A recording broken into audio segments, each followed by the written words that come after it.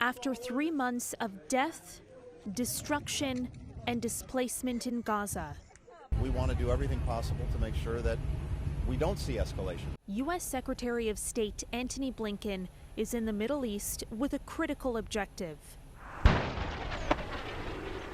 stop a full-blown regional war from erupting.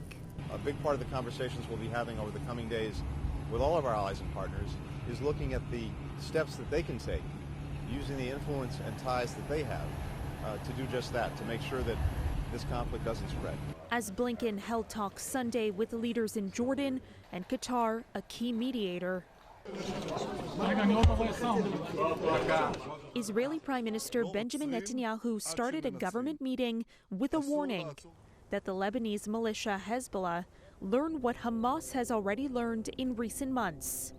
Israel's daily exchanges of fire with Hezbollah, an ally of Hamas, have mostly been contained along the border areas of northern Israel and southern Lebanon, far from major cities like Tel Aviv or Beirut. But the threat of a wider conflict continued to grow this weekend.